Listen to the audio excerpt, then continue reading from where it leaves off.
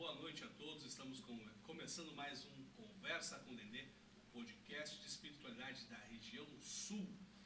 Essa noite nós estamos trazendo aqui um convidado muito especial. Vê se não está desligado o microfone. Está desligado. Está desligado o microfone? Vê se está desligado. Alô, não sei. Não, botãozinho do microfone. Não, tá ligado? Está assim, né? Tá. Tá, vou ligar aqui, mas está saindo lá. Tua voz não está saindo. Não tá saindo? Não sei por quê. Mexendo aí ou não? Deixa eu... Fala aí. Alô? Vai de novo. Alô? Agora sim. Certo? Vai. Bom, tivemos um pequeno problema técnico aqui de início, né? Mas vamos lá então. Uma boa noite a todos. Estamos começando mais um Conversa com Dendê, o podcast de espiritualidade da região sul. Hoje estamos trazendo um convidado muito especial. Eu queria ter trazido ele antes aqui, não consegui devido à agenda, né? Mas hoje estamos trazendo aqui o irmão... Opa, o Jota mexendo ali. Não, pode ir. O irmão Josué, que tem muita história para contar. Estamos aqui com a imagem de Iemanjá também, muita história voltada aí também a Mãe Iemanjá, a Federação, Umbanda, Flora, entre inúmeras coisas. Então vamos apresentar o nosso convidado aí. Boa noite, irmão Josué. Tudo bem? Boa noite, Thiago. Boa noite, Jota. Boa noite, irmãos. É um prazer, uma honra estar presente na noite hoje junto com vocês aqui. Poder contar um pouquinho da vivência que a gente teve, né? Que a gente é um privilegiado de estar presente com vocês aqui, na presença da mãe. É muito importante isso. Mas eu, como te falei em off, ali, falei para o Jota ali, fico muito feliz da construção desse programa, do ideal que ele propõe, sendo a voz para nossas religiões da cidade de Pelotas. É uma honra, novamente, participar com vocês aqui. Então, irmão Josué, vamos conversar um pouquinho aqui da sua história, sua trajetória, né, na religião, na Umbanda. Né, que o senhor tem uma história rica, né? Estava conversando ali com os grandes nomes e tudo mais, desde a história da federação. Então, vamos começar com essa história aí, né? Um pouquinho da sua história, o pessoal que não conhece, tem muita gente que está assistindo de fora agora, né? Que não conhece, para conhecer um pouco sobre o Josué. Josué Martins, filho de Laureci, da Flora São Jorge, depois da Flora Oxum, filho da Dona Sônia, médium de Umbanda. Sou a 4ª geração de médium de umbandistas. Minha filha é a 5ª. E nós viemos de uma família tradicional que tivemos o privilégio, né, de participar desse período, né, da fundação da federação, da inauguração da gruta, do Instituto de Pesquisas Espirituais, e assim viver toda a minha infância, a minha adolescência, a minha juventude, a minha vida adulta até agora o momento, está presente nessa história, né, da religião em Pelotas. Eu digo sempre que agradeço sempre também por ter a oportunidade de ter vivido isso. Enquanto as outras crianças iam brincar, eu estava num terreiro, ou estava numa flora, ou estava numa federação, e assim foi a minha infância, assim foi a minha vida. E por isso hoje eu me sinto na necessidade de retribuir, falando para as pessoas tudo aquilo que eu vivenciei na minha vida até o dia de hoje. Isso é interessante, né? Porque hoje em dia a gente vê muita gente surgindo na internet, com histórias e tal, e nem todo mundo tem uma história lá atrás. Uns eram de outras religiões, passaram para Umbanda, Quimbanda e tudo mais, né? Mas o senhor tem uma vivência, né? O senhor viveu com grandes nomes, né? O senhor cresceu ali na federação. O senhor tem muita história, pois nós vamos pegar o segundo bloco só para falar dessa parte. Vamos falar sobre isso, vamos falar sobre isso. Mas o senhor hoje em dia também vive envolvido com isso, né? Com a federação, com a religião, né? Mas como é que foi crescer nesse meio, assim, entre os grandes nomes da cidade, né? Tanto da Umbanda quanto da nação, né? E essa trajetória até hoje, porque estava ali criança, vendo todo mundo, né? E via como é que foi essa evolução de tudo, né? Tu que presenciou e viveu tudo isso. Como é que é para ti ver hoje tudo isso, de como era, como está e onde tu acha que pode chegar ainda? Eu vou dizer que tudo valeu a pena. Porque muitos irmãos novos chegaram e seguem levantando essa mesma bandeira que a gente, que é das religiões da nossa cidade. Então valeu muito a pena, Thiago. Ter vivido esse momento, ter compartilhado com eles, ver de perto, poder escutá-los falar, poder estar presente lado a lado com eles em vários momentos dessa trajetória foi muito bonita. eu acho que isso me ajudou muito a formar a pessoa que eu sou. Sim. Me deu uma certa tranquilidade, me deu uma certa estabilidade emocional e também passei a compreender, a entender também que toda a religião ela é válida. Hoje a gente passa por alguns momentos, por certas situações, que irmãos têm opiniões diferentes, são divergentes, mas está todo mundo dentro da sua verdade. A Umbanda, a qual foi criada, ela não agride ninguém ou ela não afasta ninguém, pelo contrário, ela agrega todo mundo. E essa foi uma Umbanda que eu aprendi lá no passado, que todos são bem-vindos, sejam ele qual seja a sua bandeira. Sim. Que seja em prol da religião, que seja em prol da caridade ao próximo, que seja em prol de manter vivo essa chama, para nós ela é maravilhosa. Todos os irmãos juntos, cada um com a sua verdade, cada um com a sua doutrina, cada um com o seu posicionamento, vamos caminhar lado a lado, ninguém na frente, ninguém atrás, mas ninguém vai interferir no processo do outro, porque a união de todos é que vai nos tornar cada vez mais fortes e mais presentes para nós seguirmos trilhando, porque quanto mais crianças nós tivermos no presente hoje, mais adultos nós tiramos no futuro. Exatamente. Então existe a necessidade de nós pararmos de vez em quando e olharmos para essas crianças para aprender com os mais velhos, com os mais vividos, né? Que nos trazem essa bagagem, que nos trazem essa experiência, para que a gente possa formar pessoas tão felizes como eu fui dentro da religião. Sim. E hoje eu me sinto muito feliz em poder compartilhar com todo mundo toda essa vivência. E assim, toda vez que eu tenho oportunidade, eu já esteve junto ali várias vezes que eu falei no evento de Ogum, no evento de Iemanjá, eu sempre me dirijo às crianças, várias vezes, porque elas são a nossa continuidade, e delas nós precisamos tratar com carinho, e delas nós precisamos orientar desde o início. Não importa a linha e não importa o ritual, importa que elas estejam entendendo que são obrigadas não, são necessariamente juntas para crescermos como nós crescemos no dia de hoje. Certo. E vamos lá então. O pessoal quiser fazer perguntas aqui para o irmão Josué Martins, o pessoal mandar aqui, né? Fiquem à vontade, mandem as perguntas aqui para ele, certo? Vou falar um pouquinho então da festa de Ogum, já comentou aqui, estamos chegando em abril, né? Iemanjá já passou, depois a gente vai falar de Iemanjá mais adiante. O que está sendo planejado para a festa de Ogum esse ano? A gente teve algumas reuniões ainda, mas a gente não teve definição. Mas eu posso falar como a gente fez aquele Ogum. Sim. Que eu acho que é o mais bonito e o Jota faz parte disso.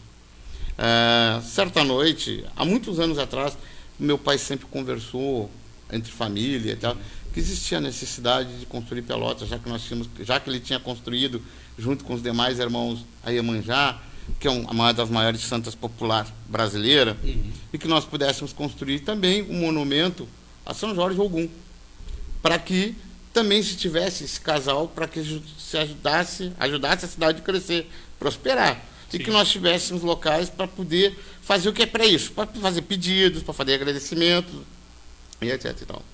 No dia, isso é incrível, no mês de março de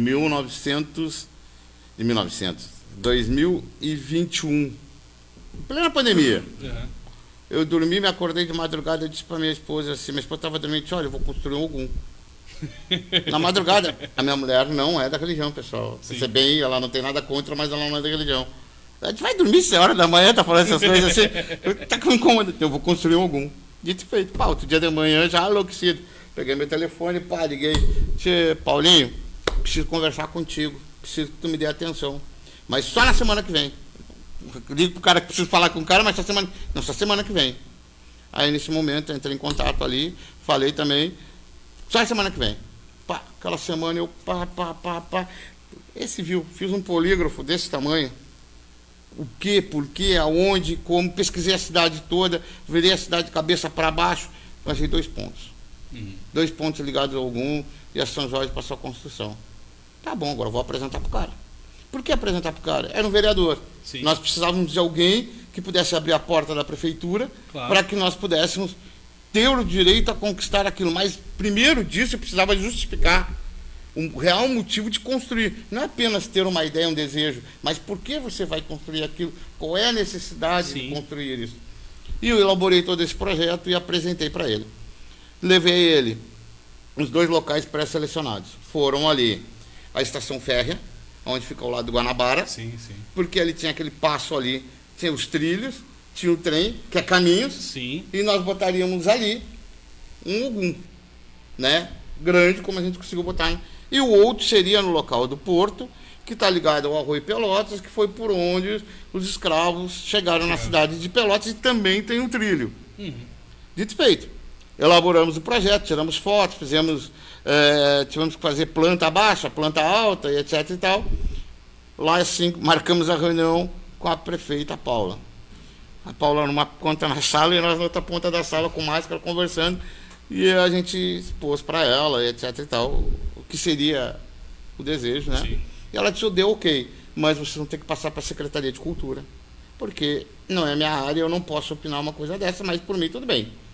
Foi para a Secretaria, chegou a Secretaria, na época a pessoa também, coordenador, diretor lá, o secretário, disse, não, ótimo, o Pedroso, maravilha, eu sou devoto, fantástico, mas eu também preciso passar para o corpo técnico.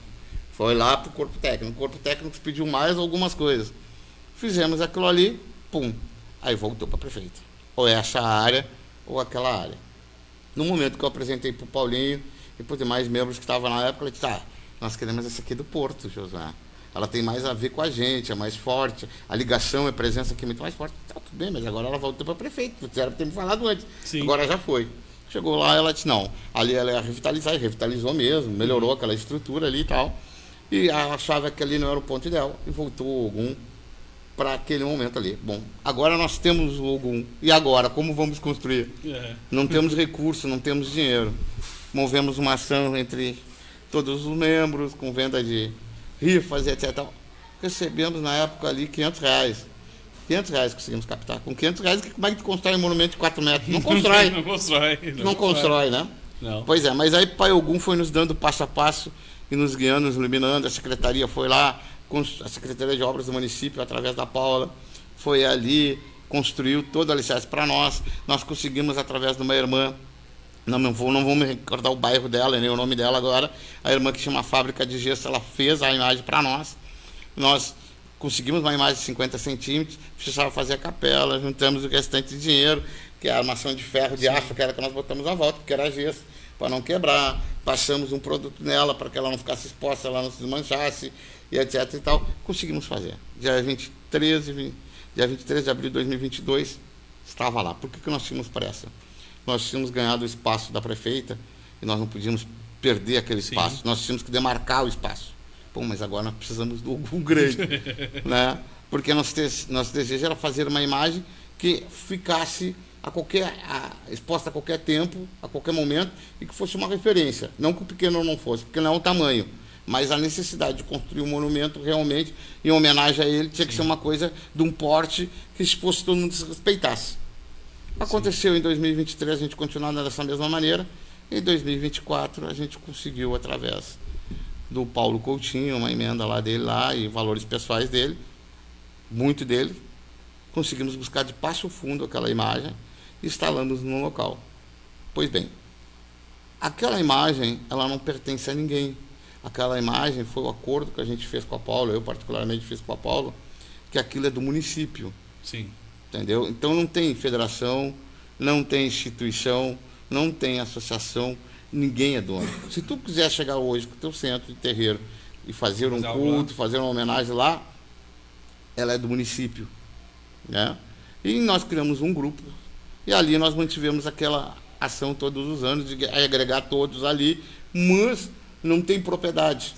E agora, Thiago, precisa um período de trâmite, tá? Para virar patrimônio do município. Então, depois da construção, ela leva um período de anos que a gente precisa para poder fazer esse projeto, que vai ser agora em seguida, de transformar ela em patrimônio. A manutenção do espaço, como corte de grama, como essas coisas, ficou tudo a cargo da prefeitura. E no momento que ela virar patrimônio da prefeitura, ela fica eternizada para o povo. Por quê? Quando foi feita a gruta na praia, a intenção era que sejam de todos, né? E ela não ficou sendo de todos, porque hoje ela fica trancada e as pessoas não têm muito acesso, e é difícil de manutenção, e etc e tal. Então, hoje nós conseguimos construir um modelo da Iemanjá do Cassino, alta, que ela fique ao relento e que todo mundo tenha acesso a qualquer hora do dia, ou qualquer dia que esteja necessitando chegar ali para fazer o seu pedido, o seu agradecimento. É que a gente vê isso aí, né? Falando em Iemanjá rapidinho, nós tivemos, estávamos em descobrir as festas aqui, as várias que tem de Iemanjá, e aí, para não dizer que a gente não foi desse ou daquele, aquele outro, nós vamos lá do Cassino fazer os 50 anos da festa de lá, né? E lá isso é o que eu achei interessante, que lá a Iemanjá é alta, né? E qualquer um chega ali, faz as coisas na volta, consegue, tá? E a prefeitura vai lá, limpa e retira. Aqui a gente não tem essa mesma opção de chegar na Iemanjá ali, fazer as coisas, que ela tá lá em cima, fechada ali, né? Então não tem nenhum espaço que a gente possa botar uma oferenda hoje em dia ali, né? E acho que é uma coisa que faz falta ter algo assim aqui. Que aí depois você tem a Gruta das Mães lá também, que foi feita, né? Mas mesmo assim também não é a mesma coisa como tá o Ogum, que você tem uma liberdade maior de chegar até ali. Essa era a intenção, Thiago. E a questão da Gruta da Iemanjá, quando a gente entrar no segundo bloco, a gente vai contar essa história melhor. Eu vou contar tudo o porquê, como foi feita, onde foi feito, porquê da necessidade de ser naquele espaço e daquela maneira. Sim. Eu tenho todos esses fatos para relatar depois adiante. Então vamos falar agora já. Vamos falar agora. Então. Pois bem. Thiago, eu vou entrar ao vivo aqui também, desculpa. Claro, pessoal, claro. Eu só não estou com... Poderia botar uma câmera, mas não quero. Eu não quero aparecer. Eu quero fazer uma pergunta. O Thiago já está fazendo várias perguntas, eu vou botar só uma pimentinha aí, né? Existe algum projeto para a manutenção ali do nosso São Jorge Ogum Guerreiro, de pintura, de preservação, aquela coisa toda, meu amigo Josué? Esse grupo de amigos mantém. Sim. E agora nós estamos fazendo uma parceria com a UFPEL, Sim. com a Universidade Federal, com o pessoal do restauro ali, e sim. eles, a partir de agora, eles estão fazendo levantamento, e a partir de agora o restauro vai passar pelo pessoal da faculdade também. Olha aí, Thiago, coisa boa. Entendeu? Sim. Então, nós estamos trabalhando, como dizer assim, dia a dia, para alcançar uma melhora, uma qualidade, um trabalho qualificado a médio e longo prazo. Coisa Até boa. o Ogum agora, as manutenções que a gente vai fazer vão ser feitas por nós. Após o Ogum, eles vão ter 1 ano para o pessoal ali do estudo ali poder estudar ele, elaborar e para o outro ano entregar ele em condições. Bom, desculpa, Thiago, mas não, vai, fica à vontade. olha, como diz assim, ó, nós temos também uma segunda imagem, né, o Josué, meu amigo Você Josué. pode contar essa história. Nós queremos saber essa história bonitinha, direitinho, com calma, Essa é mas aí eu vou maravilhosa. deixar para Obrigado. Você estava junto, eu pode contar. Eu estava junto, contar. mas eu gostaria que o Thiago, como apresentador, ele fizesse essa pergunta sobre a nossa segunda imagem. Ou a Mas já primeira. fez aí, ou a primeira. fazer, ué. Vamos lá. Contar. Fica à Essa vontade, história, né, Thiago? Quando nós construímos a primeira, nós fizemos aquela imagem, etc e tal, com um pouquinho de cada um, etc e tal. Quando terminou, quando nós fomos trazer a imagem grande, o que aconteceu? É de arrepiar. Para quem é um bandista e quem é devoto de Pai Ogum, é filho de Ogum, vai arrepiar. Pode ter certeza que vai arrepiar, porque ele nos mandou passo a passo. A história é assim. Quando nós fomos tirar dali, nós tínhamos que desmanchar aquele pedestal pequeno, etc e tal, e vamos passar esse pedestal lá pro lado da Gruta das Mães. Sim. Fica ali perto, vai ficar as mães, vai ficar o Ogum, até porque nós não tínhamos um destino direcionado para eles. Pois bem, passada a inauguração do dia 23, dia 28, tinha uma procissão no final do areal, com o Cristiano de Oxalá. Aí nós está para vir aí também. Isso. Aí nós fomos lá na procissão lá, etc e tal. O Cristiano chega perto de mim, assim, com aquele jeitão dele. Pô, meu sonho é trazer para cá a imagem do Pai Ogum como tinha antigamente na cacimba aqui. Epa, para aí, Cristiano. Como é que é? Eu queria botar aqui. Tens Ogum. Eu não falei para ninguém, não perguntei para ninguém. Eu dei minha palavra. Na hora, no meio da procissão, presidente da procissão com o Ogum, eu disse, não, vamos botar o Ogum ali. Eu disse, não acredito. Não, estou te dizendo aqui, não, na presença do Ogum, vamos botar. Dito feito. Não. Atrasou, fomos lá quase no mês do final do ano, mas botamos o Ogum lá de novo. Por que o Ogum foi para ali? Contar essa história. Quando eu era criança, existia um terreiro muito forte no final da areia, chamado Asa Branca, que ainda existe. Águia Branca. Não é Águia Branca. Águia Branca. O Águia Branca fazia procissões que lotava aquele caminho aquele caminho ali da avenida, até Zezé, até a Fernando Osório. Vinha terrível, tudo que é lugar da cidade a pé, se encontravam na Baronesa, seguiam caminhando até lá para fazer a procissão, para uma procissão gigantesca. E vinha pessoas lá, nós estamos falando isso na década de 70, 80, lá nesse período que era muito perseguido, que era muito castigado, a pessoa botar um branco e sair na rua era muito difícil, era muito difícil. E aí nós fomos para lá. E aí nós pegamos e fomos para lá. Quando construímos isso, por que voltar para ali? Se todo mundo conhece o final do Areal Fundo e a história da cacimba, entende por que o Ogum está ali. Logo do lado tinha charqueadas. Aquela charqueada, ela foi quando os escravos foram libertos, começaram a povoar aquela região da volta ali, etc. e tal, a única fonte de água potável era da cacimba. Então, ela foi o berço dos africanos, dos escravos e seus descendentes no final do Areal, na história de Pelotas. Então, por isso que é o Ogum da cacimba. Sim. Que tem uma cacimba que está nativa ali, ela está parada ali, mas ela sempre foi posta em cima daquela parada do ônibus, tinha um Ogum ali. Depois, por guerras políticas lá, etc., a perseguição foi tirada daquele Ogum. Ficou 20 anos, mais ou menos, sem aquele Ogum, 20 e poucos anos. E agora nós voltamos a instalar o Ogum ali. O Ogum quis aquele lugar. Quando ele pediu lá, o Ogum disse, não, eu quero vir para cá. E o Ogum nos levou lá, nos entregou lá. E hoje ele está lá. E aquele Ogum é só retirado ali, no dia 21, para a procissão que nós fizemos do Ogum, e depois voltamos e entregamos lá no dia 23 da noite ainda. Devemos para depois fazer a procissão que eles fazem lá no final do Ogum. Então, para vocês entenderem, quando a gente começa a fazer as coisas através da espiritualidade, através da mediunidade, através da entrega, sem vaidade, sem bobagem, não estou dizendo que todos os irmãos são vaidosos, não é nada disso. Estou dizendo que a gente tenta, com essas ações que a gente está fazendo entre nós aqui, todos os irmãos que nos ajudam, que colaboram, que são todos bem-vindos, nós caminhamos para isso mesmo, para alicerçar a nossa religião na cidade, para nós botarmos em certos lugares, em situações, a nossa referência, a nossa luta, o nosso espaço religioso. Por isso que o segundo Ogum foi ali. Mas tem uma história muito legal desse Ogum que ele sabe.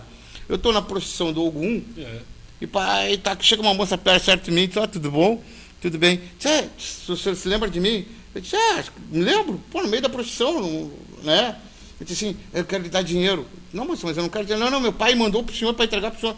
Entregou um pacote de dinheiro assim. Nossa! Aí eu disse, é para dar para o Ogum. É para dar para o Ogum. Eu disse, agora o que eu vou fazer com esse dinheiro aqui, cara? Pegou e disse, é para dar para o Ogum, que o meu pai tem o comércio dele lá. Desde que ele soube, os 23 dias, ele tira um pouco do dinheiro, que é para dar para o Ogum, para as coisas para o Ogum. Tá, mas no meio da procissão, agora o que eu faço? Peguei o pacote. Aí nós temos um irmão, que é o Paulinho, da Faca do Lobo lá. Disse assim, Paulinho, vem cá, Paulinho. Tem uma coisa para ti. Eu disse, o que é? Toma esse dinheiro. Eu, Paulinho, o que eu vou fazer com esse dinheiro, Jesus? Compra de vela, dá coisa para as crianças do bairro lá, é tudo no nome do Ogum. Faz o que tu quiser. Então, eu vou fazer uma costela para ele, vou fazer uma oferenda para ele e vou manter ele aceso vários tempos com as velas. Tá aqui, tá na tua mão. Pô, dito e feito. Foi assim que aconteceu. Então, só para tu entender a mística que nós temos do povo, tem muitas coisas que vão acontecendo e a gente não sabe aonde vai parar. Tu me perguntou aonde vai parar. Vai parar com teus filhos de terreiro, com os filhos de terreira dele, vão com os netos teus, e assim que vai continuar.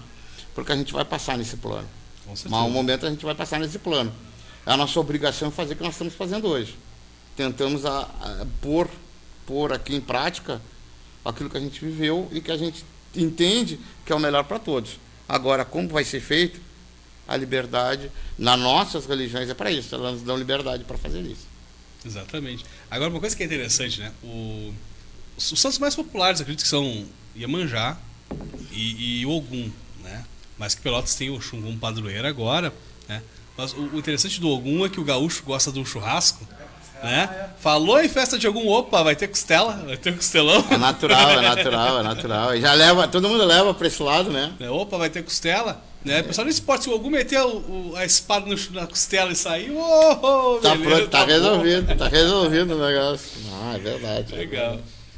Mas a gente estava falando lá, a gente ia falar assim, vamos falar Pode falar. Da Iemanjá, né?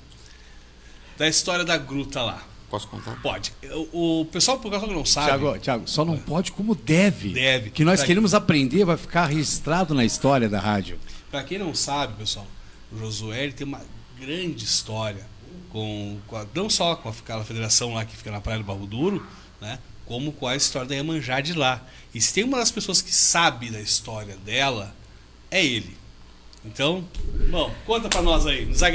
É meus pais, eu represento a voz deles. Não, é assim, ó. Existia um centro chamado São Sebastião, Centro Espírita de Umbanda. Essa história a gente tem que começar por aí. Por que Centro Espírita? Porque o kardecismo, se vocês recordam, foi muito forte na França, veio para o Brasil e era elitizado. Então, se o centro era espírita, não era Umbanda, não era nação, não era batão, era Centro Espírita primeiro, aí depois se botava o U, ficava CU, que era centro, mas não se botava Umbanda, se botava CUC.E.U. E o nome dos santos. Os primeiros terreiros, todos eles que existiram, foram santos católicos, para poder amenizar o atrito com a Igreja Católica. Sim. Então, se foi uma filosofia, um raciocínio lógico de quem construía os terreiros naquela época faziam isso. Bom, lá no São Sebastião, existia um senhor chamado General Feijó Leal, tá? Que é o vô. Né? O vô foi um homem público que fez uma das primeiras lojas Flora, que foi a Flora São Jorge em Pelotas. E ele, junto a alguns outros terreiros amigos, resolveram construir uma gruta de Iemanjá no Barro Duro, que não era Balneário dos Prazeres, era Barro Duro. Eu chamo até hoje de Barro Duro. Exatamente, somos dois. Tá? Determinado momento, aquilo ali, para quem não entende, é uma área de preservação da Marinha Mercante do Brasil. Tu não poderia entrar facão em nada, tu não poderia desmatar nada. Meu vô, com uma certa, que eu chamo de vô, um certo raciocínio, ligado a algumas pessoas que ele conheciam, foram e conversaram com o comandante da Marinha Mercante, pedindo para construir uma gruta em homenagem à Santa do Mar. E aí ficou, a Santa do Mar não ficou claro que era Nossa Senhora dos Navegantes, era a Santa do Mar. Mais ou menos para vocês entenderem a linha de pensamento. Sim. E, pá, foi dado para a prefeitura espaço. Faltava construir. O terreiro do Vô, lá o São Sebastião e mais dois terreiros entraram de facão. Facão, mato fechado, cerrado, mata nativa. Tá assim agora para aquela parte de baixo, quem desce à direita ali, né? Isso. Porque até o pessoal antigamente botava os terreiros ali. Isso. Agora tá proibido, agora tá uma mata fechada. Isso, ali. Exatamente. Até dizer uma polêmica que a prefeitura passou ali a motosserra na beira da. Foi. Né? Emparelhou tudo ali, tem aquela confusão. Mas aí o que acontece? E assim foi feito. Ela foi construída. Construímos a gruta. E agora a imagem? Aí nós precisamos falar da primeira artesã negra de Pelotas, tá? Da Faculdade de Artes de Pelotas, que era funcionária, varria e atendia um cafezinho, chamada Judite Bassi. Foi a primeira, pesquisa aí, tem teu telefone, pesquisa aí, Judite Bassi. Se quiser pesquisar, fica à vontade. Tá? Era uma senhora negra, mãe de alguns filhos. Vou fazer assim, vou pesquisar aqui enquanto tu fala. Isso, e vamos botar a imagem dela, se aparecer aqui no... Judite Bassi. Vamos botar a imagem dela ali. Era uma senhora que servia o cafezinho e varria a faculdade. Só que ela tinha uma habilidade, ser autodidata, ela aprendia tudo olhando. Quando ela varria a sala e servia o cafezinho para os professores, ela olhava o Caringe, ela olhava Locatelli, olhava esses outros a fazer as obras. E assim ela aprendeu sendo autodidata. Essa mulher foi que construiu a Iemanjá de Pelotas. Ó, consegui a imagem aqui. Vou te mandar aí para tu botar. Para quem não conhece, a Judite vai conhecer agora. A história foi a primeira artesã na década de 60, para vocês terem uma ideia, precisamente 63, mais precisamente 63, a construir santos africanos. Foi a primeira. Ó, mandei a imagem dela ali pro Jota para ele botar aí na tela. Foi a primeira a construir. E ela que construiu a imagem que todo mundo visita na praia, foi feita com as mãos negras dela. Olha só, que lindo isso. Vamos lá, tá aqui. Agora consegui voltar, consegui. Eu já boto. Tá, o Jota vai botar... A hora que estiver pronto aqui, eu chamo a vocês aí, tá? Tá, então beleza. A Judite Bassi foi ela que fez, foi procurada, como ela fazia santos não católicos e santos africanos, porque ela era descendente de africanos por ser negra, e trabalhava, né, até que ela se tornou uma professora convidada mesmo, sem ter currículo, para dar aula na Faculdade de Belas Artes de Pelotas, que era na biblioteca pública ao lado da prefeitura.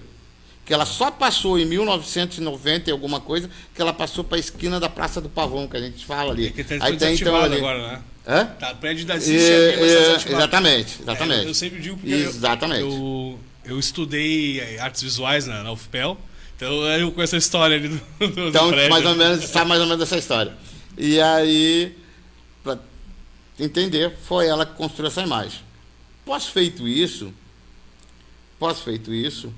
né, foi feito via prefeitura, porque a prefeitura que recebeu a autorização da Marinha Mercante do Brasil, porque é esse nome, agora é Marinha Brasileira, mas naquele tempo era Marinha Mercante do Brasil, e assim, passou essa autorização para que fosse usado aquele espaço para fins religiosos, e ponto. Foi determinado isso. Foi até 1974. 1974, vamos voltar a 1970. A 1970, no Café Aquários, existia duas associações em Pelotas. Uma associação que era do Vô de Honorá, né, e outra associação que era do Getúlio Dias. Se pesquisar a história, Getúlio Dias foi deputado estadual e foi deputado federal. E ele tinha uma associação religiosa também, ambos os dois. E era aquela, um puxava para um lado, outro puxava para o outro. Chegado num café Aquário, os dois tomando cafezinho, aquele cedo da manhã para abrir seus comércios, cada um tinha seu comércio, etc e tal. O Vô de Honorá chegou e disse assim: tia, nós vamos criar uma associação, os dois juntos.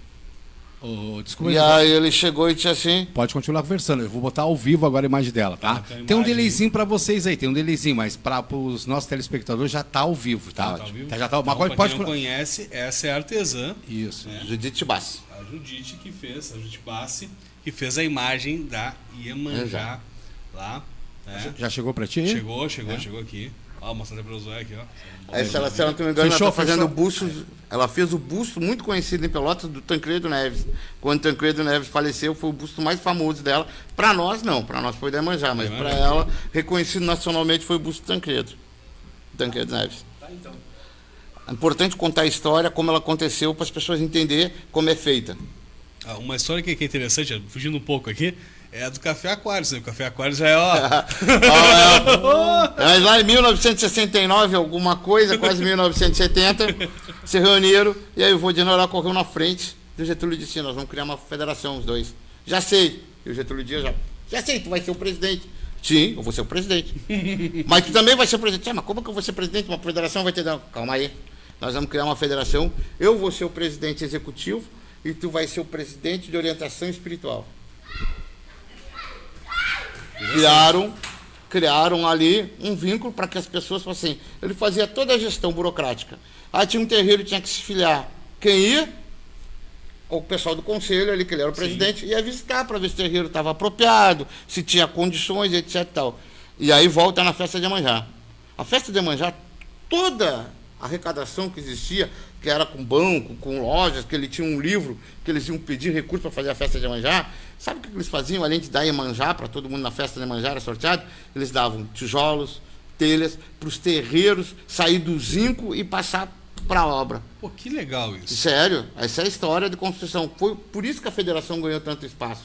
Eles arrecadavam dinheiro a nível de município, de região, e de ajudava estado, a comunidade umbandista a construir. Ele ia visitar o terreirinho lá, não tem, eu estou na sala. Não, vamos construir esse espaço aqui. Vinha o tijolo, vinha a telha, e assim se construía. Os irmãos iam lá e ajudavam a construir com mão de obra. A gente bota essa imagem da federação fazendo isso, que eu acho que toda federação devia fazer, ajudar, né? E hoje em dia meio que sumiu, né? Hoje em dia nós vamos chegar aí. Vamos chegar aí. Tiago, para deixar o nosso amigo Josué mais assim à vontade, dá uma pesquisada. Eu não conheço essa pessoa aqui. Essa pessoa se chama Sônia Martins. Eu não sei quem é. Eu não sei quem é ela, tá? Mas dá uma olhada aqui que ela botou aí, se tu conseguir achar aí, meu irmão.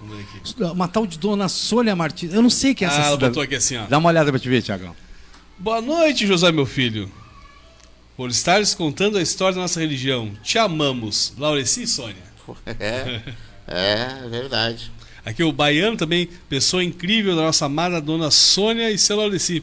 Grandes referências sobre a história da Gruta da Mãe Manjá. Aqui o Flavinho de Xangô, grande referência, meu irmão. Um abraço a você, Josué. Axé. Quem mais aqui, ó? E agora me perdi aqui no é que é muita gente mandando aqui. Pô, que bom. Vamos aqui.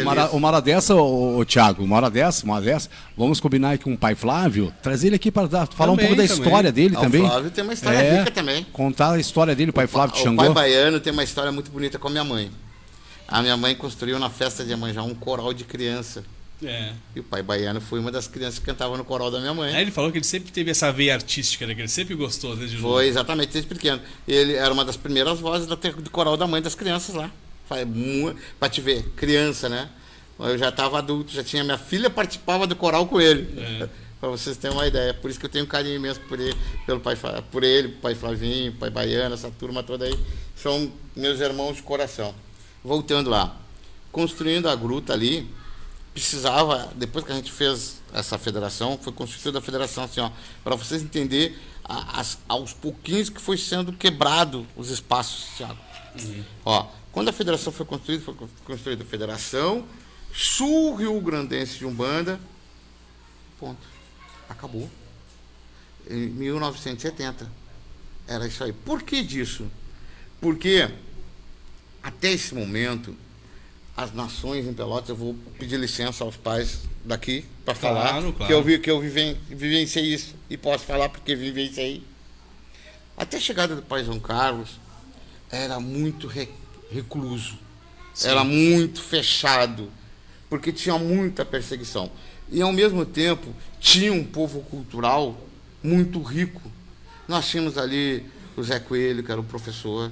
Nós tínhamos a Ida Chiarelli, que era a irmã de Chiarelli. Nós tínhamos vários outros que vinham da nação Nagô. E era muito recluso, muito fechadinho. Não era aberto, era poucos filhos. E aonde se tinha, foi criado o Instituto de Pesquisas, né, espirituais, ali na Dom Pedro, na subida ali, entendeu? Para justamente falar sobre isso. Eles eram pesquisar tudo. Por que uma âncora? Por que uma cruz? Como é que é a vibração de um povo do mar? Como é que é a vibração de um povo da pedreira? Como é que era estudo e pesquisa. Eu acho muito interessante. Tanto que aquele símbolo da federação foi feito pelo Instituto. Tá? O dia que botaram no chão, eu tomei choque. E estão pisoteando em cima do símbolo, né? Que aquilo ali é um símbolo cabalístico, é um símbolo... Tem que haver um respeito. Aquilo ali tem que estar na parede ou no teto. Ou na parede do fundo, ou na parede lateral, e não para pisar em cima. Entendo eu. Me desculpe se a ignorância minha, mas é o meu entendimento, assim eu aprendi. Eu penso igual. Assim eu aprendi. Eu tenho o símbolo do terreiro lá também, e aí uma vez eu fui fazer um capacho, pensei em fazer, se eu não vou botar o símbolo aqui, o pessoal vai pisotear em cima. Exatamente. Se é uma coisa tão forte, sim, nada contra quanto um ponto de terra. Um ponto de terra, ponto povo de terra é na terra. Entendeu? Claro. Mas não um ponto cabalístico onde envolve várias linhas naquele ponto ali. Sim. E aquele ponto original, ele não é preto. Ele não é preto. Por incrível que pareça. Ele é um azulão. Ele não é preto. Mas tudo bem. Fizeram em preto, quem sou eu para questionar? Deixa lá. Eu não me importo com isso. Só eu não piso. Sim, não. Entendeu? É um conhecimento meu. Respeito, porque é um símbolo, tem uma vibração, uma energia. A junção, né, dos elementos forma. Exatamente. E aí que é um número era um símbolo de segurança da federação para todos os associados. Aí entra a mesma questão que a gente teve do Bará, que pisaram em cima. Exatamente. E gerou. Exatamente. É a máxima, é a mesma máxima. Exatamente. É a mesma máxima, entendeu? Então, aí o que acontece? Não é. Se tu não sabe, não pisa. Com certeza. Se tu não sabe, não vai. Se tu não sabe, nunca tomou um troço, tu não quer experimentar, tu não experimenta. E assim nós vamos. Mas aí voltando lá para a festa de Iemanjá. Por que eu fui lá em 1970? Porque em 1974 o vô de Norá faleceu. A partir dali, daquele momento, ficou responsável pela federação o seu Irineu Viana. O seu Irineu Viana é pai do Carlos Alberto. Ponto. Ele foi criado dentro da federação. Era o braço forte, era aquele cara, faz isso, faz aquilo, limpa, puxa aqui. O seu Irineu era a alma da federação, e o vô era o executivo, era o cara que pensava, que ia para as reuniões e tal. Mas quem mantinha... E o seu Irineu viveu a vida até o falecimento dele. Até o falecimento dele, ele manteve a federação viva. A federação não tinha sede, era prédio alugado. Foi ali na Dom Pedro, foi na Lobo da Costa, foi em vários lugares. Aquele espaço onde a federação convive e vive hoje foi cedido por um prefeito, chamado Irajá Andara Rodrigues. Foi o cara que deu o espaço para ali. Muitos não sabem. O Chiarelli foi o cara que ajudou a construir o prédio. Aí nós vamos entrar depois numa outra parte, a política religiosa pelotense, que é muito importante falar. Sim, mas nós vamos adiante. O que aconteceu? No evento das festas de Iemanjá, era um pequenininho, eram os terreiros apenas. Daqui a pouco começou, com quem conhece a gruta sabe disso, as promessas. Começaram a fazer promessa e começaram a ser atendidos. E o povo começou a crescer. Tu via um monte de criança de anjinho, quando era criança, vestido de Iemanjá, não cortava o cabelo durante 7 anos. Pô, eu tive muito amigo que foi cortar o cabelo com 7 anos. Sabe dessa história bem certinho, que cortava o cabelo, que era uma promessa, a criança nascia com o programa, vou prometer para algum, vou prometer para Iemanjá, durante 7 anos eu não corto o cabelo, e a criança vai... É assim que foi constituído, e assim foi feito. E aí começou a virar popular. Quando começou a ser popular, começou a ser político. Sim, existiu a necessidade, sim, dos políticos dar certo valor, que era a intenção até então, para que pudesse ampliar, para que pudesse ter recursos, tanto que virou a federação, e a gruta virou órgão de utilidade pública, que recebia a verba do governo, que foi perdido por não prestação de contas. Isso é uma coisa que a gente conversar depois sobre essa parte. Foi perdido por não prestação de contas. Entendeu? E ficou essa lacuna, porque ele recebia a verba direto do governo do Estado, do governo federal e do governo municipal, por ser órgão de utilidade pública. Se perdeu. Não importa quem perdeu, mas se perdeu. A federação perdeu, e quem perdeu foi os terreiros associados. Com certeza. Porque como a gente comentou, né, que a gente foi na Iemanjá do Cassino, uma grande estrutura, que o município, tu vê que o município investiu ali para aquela estrutura toda, tanto para os terreiros ficar, quanto o palco ali, pessoal, teve, claro, um palanque político ali. Sempre vai ter. Existe a necessidade de ter. Sim. O dia que nós não tivermos a política enraizada dentro do nosso ritual, sabe, nós vamos perder espaço. Tu vai dizer, uma política não tem nada a ver com a religião. Tem. Porque ele rege. Sim, até mesmo, ele administra. Até mesmo porque o político, assim, se eu investir aqui, eu tenho que ter minha voz também. Faz parte do processo. Sim, faz parte. Mas se nós não tivermos esse que invista, nós não vamos ter aquilo que tu viu. Sim. Tu não vai ter um palanque, tu não vai ter estrutura. Então a gente precisa saber tirar proveito, com certeza, da política benéfica à nossa religião. Com certeza. Então tem que ser uma linguagem boa para o político. O evangelho tem que ser tem que ser uma linguagem boa para o político, ele saber que está fazendo em prol de voto, porque está fazendo. E nós temos que entender que precisamos do político para podermos fazer certas coisas que são fora do nosso terreiro. Sim. O que é dentro do nosso terreiro, não. Mas tudo que tu for fazer na rua, em qualquer espaço, é político. Sim. Sim, até porque muitas vezes, se a gente for fazer a própria história da imagem do Ogum, né? Se a gente for fazer do nosso bolso, a gente não consegue. A gente precisa que eles ajudem e tal. E eles têm acesso a uma estrutura da máquina do município, do Estado, que consegue. Mas a gente vê assim, aí perde essa verba, que era uma coisa que podia cada vez estar crescendo mais. Podia fazer o que tu viu. Né? Teria verba para fazer o que tu viu. E aí a gente pensa assim, poxa, Pelotas tem toda uma estrutura, tem tudo. E aí, lá atrás, por alguns erros, hoje a gente paga por isso. É isso aí. Faz parte do processo. Mas seguindo o pensamento da gruta lá e da construção da gruta, sim, o que aconteceu? A gruta era somente a gruta. Não poderia ser construído mais nada.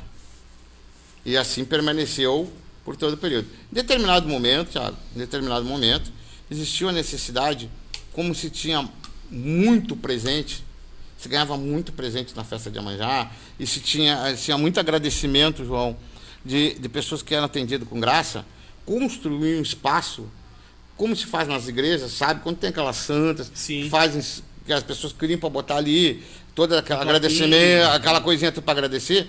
A intenção inicial da construção daquela peça do lado, que foi feita a votação na federação, era para a construção daquilo ali. E não foi feita assim. Se perdeu. Ficou aquele elefante branco morto ali. Mas a intenção era para que fosse um espaço agregador da gruta. E não para que fosse um espaço, sei lá.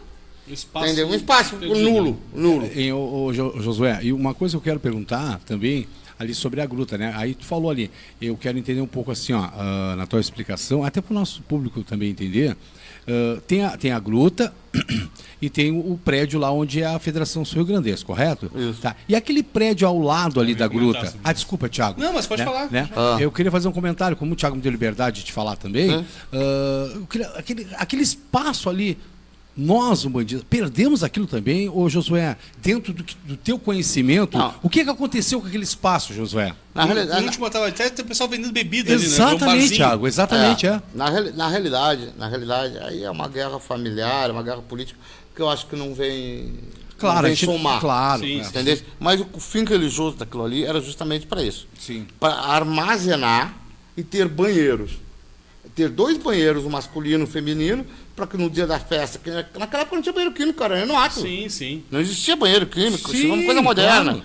Era para ter aquele espaço ali que tivesse um banheiro masculino e um feminino, para que as pessoas pudessem ficar, e uma mini cozinha. Para que aqueles irmãos que ficassem a noite toda, que ficavam zelando, cuidando da Iemanjá ali, pudessem tomar um café, comer alguma coisa, e um espaço, eu vou dormir um pouquinho, deitava no chão daquele espaço da cozinha e dormia um pouquinho. Essa era a intenção. E no outro lado, era para as pessoas botar os seus agradecimentos, as suas plaquinhas, as suas bonequinhas, tudo que pediam para ela, tá entendendo? E recebiam, as pessoas ofertavam. Só que na gruta não tinha mais espaço para colar placa. Já não tinha mais espaço para botar pedra de mármore, não tinha mais nada. Então eles precisavam fazer alguma coisa. E as pessoas reclamavam que não tinham onde pôr seu agradecimento e tinham prometido de pôr espaço. A intenção era essa. Ao longo desse período se perdeu. Ponto. Foi isso que aconteceu. E aí hoje ficou aquele prédio abandonado com gestão da federação. Mas tem coisas erradas aí. O que eu vou explicar? Não é de tudo errado de um lado e não é de tudo errado do outro. Sim. Entendeu? Por exemplo, se aquilo ali a gruta pertence ao município e não à federação, o Joab sabe disso. Tanto que o espaço foi cedido à prefeitura. A prefeitura, para não ter o problema de fazer a limpeza, de ter que dar manutenção, botou uma zeladoria. Deixou para a federação. Resolve aí. Cada um fez pro seu lado. Eu faço o que não vejo, tu faz o que não faz e tá pronto. Foi isso que aconteceu ao longo do período, entendeu? Porque nós pegamos vários prefeitos que não eram favoráveis àquilo ali. Vinham de uma linha católica, vinham de uma linha que nós até agora não tivemos nenhum pastor. Nós poderemos ter no futuro. Que nós não vamos ter nem espaço. Com certeza. Faz parte da política. Não tenho nada contra os irmãos evangélicos. Não tenho mesmo. Se nós temos direito, eles também têm direito. Claro, aí nós vamos brigar certeza. pelos mesmos direitos. Ponto. Mas nós podemos ter um prefeito, uma executiva que não seja adepta às nossas religiões e que não queira frequentar. É possível. Sim. É possível e pode acontecer a qualquer momento, a qualquer gestão, a qualquer período, e nós vamos ter que saber trabalhar com isso. Da mesma maneira que nós queremos ter o nosso representante e eles não vão gostar também. Certo. É a parte de política. Tanto é, José, eu vou fazer um merchandising aqui no meio do programa do meu amigo Tiago aí, pai Tiago. A Rádio Fragata está aberta aos irmãos que queiram vir botar um programa religioso. Também estamos aqui. Temos espaços aqui, com certeza. Pai Tiago, faz o merchandising bonito. Que a tua imagem está aí, só está sendo a minha voz. A rádio está aberta, né, para quem busca espaço de programação, né, seja para um pastor, seja alguém que botar esporte e tudo mais, está aberto o espaço. E até mesmo o programa que eu pretendo futuramente trazer um pastor, trazer um padre, para que possa falar, como eu disse, é um programa de espiritualidade. Né? Claro que a gente usa ali o D&D para puxar nosso assado, mas é espiritualidade. E também a religião evangélica é espiritualidade. O católico também ele vê como uma santa católica, não como Iemanjá, então tem que estar aberto a todos. Né? Mas, irmão, vamos lá. E aí, sim, continue. Conclui o assunto. Conclui. Então, ao longo desse período, tem muitas coisas que caem no presidente da federação. Sim. Entendeu? Tem coisas que todos nós sabemos que gestões são feitas para gerir o desejo dos associados. Ponto. Acabou aí. Não tem que fazer o que eu quero, tem que fazer o que os associados querem. Dentro do estatuto, dentro do regulamento que consta, feito pelos próprios associados e filiados. Mas, ao longo desses anos, a prefeitura também abriu mão de ser administradora daquele espaço, entendeu? Hoje, se tu chegar na prefeitura e pedir a documentação que consta que aquilo ali foi cedido da Maria Mercante, eles não sabem onde está. Foi perdido. Tu tá entendendo? Então fica assim, ó. Eu como prefeito, um exemplo, eu não sei disso. Tô chegando agora, não tem ninguém para me contar, eu não sei de nada. Procurei, se tu achar, se não achar, não tem. Essa é a história. E assim foi acontecendo com aquela gruta. A gruta, ela passa praticamente um ano parado. A manutenção é feita por quem? Pela federação. Pela federação. Quando vai lá, tem custo, tem despesa, tem investimento. Tu tem que botar alguém para zelar. Já queimaram, já tocaram fogo, já fizeram alguns horrores. Não tem luz, às vezes tem luz, às vezes não tem. História que depredaram aí manjar lá. Entendeu? Então, assim, ó, tem muita coisa, Thiago, que a gente tem que saber. Por isso que, assim, ó, por que o Ogum, agora a gente está debatendo ali, a gente conseguiu, vai ter instalação no Ogum ali, um poste bem em cima dele para deixar ele iluminado. Sim. Nós estamos numa região que é de público jovem. Sexta, sábado e domingo, ali a região do Porto, tem muitos eventos. Até hoje não quebraram. Sorte, proteção do Pai Ogum, ou é muito para cima, tem que ir lá embaixo.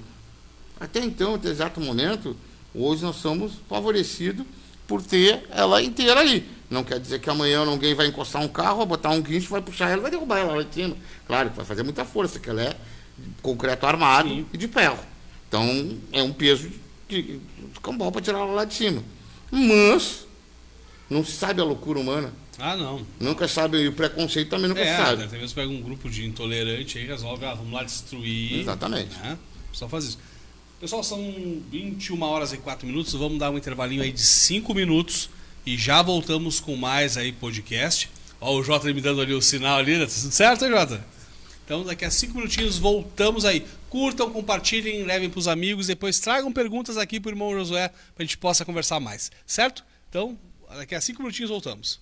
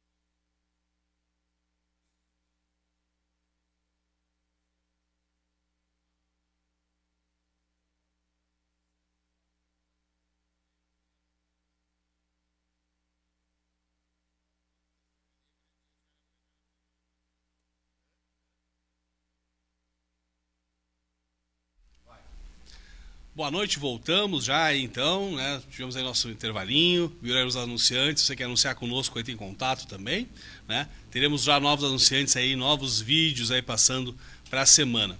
Então agora, irmão José, vamos conversar um pouco da história da Umbanda em Pelotas. Vamos lá, o que você tem para falar? A gente conversou um pouco no off aqui, tem muita história que eu tô só ouvindo hoje, tá? Tá uma delícia isso. Tá bom. Não, o primeiro centro, vamos começar por Rio Grande. Certo. Tá? O primeiro terreiro que surgiu no Rio Grande do Sul foi em Rio Grande, São Jorge, 1932. Essa foi a época de sua fundação lá. Tá? O primeiro terreiro registrado, tá, foi a Congregação Franciscana em Porto Alegre, em 1935. Mas o primeiro terreiro no Rio Grande do Sul foi em Rio Grande. E esse terreiro que foi aberto em Porto Alegre, que foi o primeiro registro de terreiro de Umbanda do Rio Grande do Sul, a Congregação a Franciscana de Umbanda, olha como é que era o nome interessante, Franciscana de Umbanda, tá? Foi por um rio-grandino, um marinheiro, um capitão que se reformou e foi para Porto Alegre, e assim lá ele abriu. Mas o primeiro terreiro foi em 32, chamado São Jorge, em Rio Grande. Até na Irmã já comentaram sobre isso lá, né? Ele era da Marinha Mercante, né? Exatamente. Veio, aí se instalou ali. Exatamente, para te ver como é que a história se repete aquilo que tu ouviu que eu estou falando. Né? Exatamente. Porque eu digo que eu vivi muito da história e muito do que eu sei foi vivido na prática, né? Então essas informações são interessantes. Em Pelotas teve um médium, o primeiro médium mais conhecido, chamado Urubaldo. Subida da Lobo da Costa em frente à garagem da Kelly. Sei. Tinha o primeiro terreiro ali, e ali ele fez o primeiro desenvolvimento daqueles médiums mais antigos, que na década de 50 e quase 60, ali quase 1960, começaram a abrir as suas casas. E ali foi surgindo a Umbanda em Pelotas. E como eu falei lá no início, era o seu Centro Espírita de Umbanda, São Jorge, Centro Espírita de Umbanda, São Sebastião, Centro Espírita de Umbanda, e assim foi seguindo. Hoje, em atividade na cidade de Pelotas, nós temos ali o Rio Grande do Sul, que é na subida da Lobo da Costa, ao lado da praça também, que é o terreiro mais antigo em atividade ainda na cidade de Pelotas. E desde ali foi começando o primeiro momento da cidade de Pelotas. Os africanos sempre tiveram aqui, mas os cultos africanos organizados, começou pelo menos pelo Jeje e Nagô, e depois com a chegada do pai João Carlos, que teve a ascensão e a proliferação e a atualidade da Cambinda. Ponto.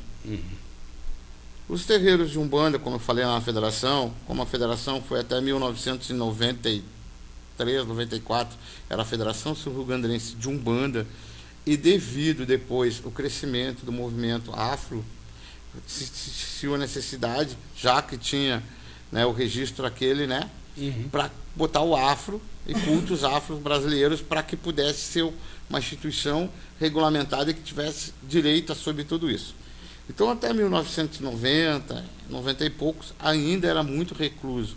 Existiam os terreiros de Umbanda grandes, muito grandes, em poucas quantidades. Não existiam muita quantidade de terreiro como a gente tem hoje. Eram terreiros menor quantidade, sim, mas com maior número de pessoas, para que isso pudesse ter um trabalho de desenvolvimento mediúnico a longo prazo. Sim. E foi dali que começou a surgir novos caciques e foi abrindo as casas, se tornando isso aí. Com a chegada do pai João Carlos na cidade de Pelotas, começou a ter aquela necessidade de fazer o cruzamento das linhas. Acho que, não sei se chegou alguém conseguiu ver isso. No primeiro momento foi o cruzamento de linha. Um cacique tinha que ser cruzado para poder ter segurança da casa, para poder fazer o cruzamento da casa. Mas era um movimento. Era um movimento porque existiam os conhecimentos da nação que eram um pouco diferentes do conhecimento da Umbanda. E aí, a partir desse momento, elas começaram a se entranhar, sim, e formar praticamente o que a gente tem hoje.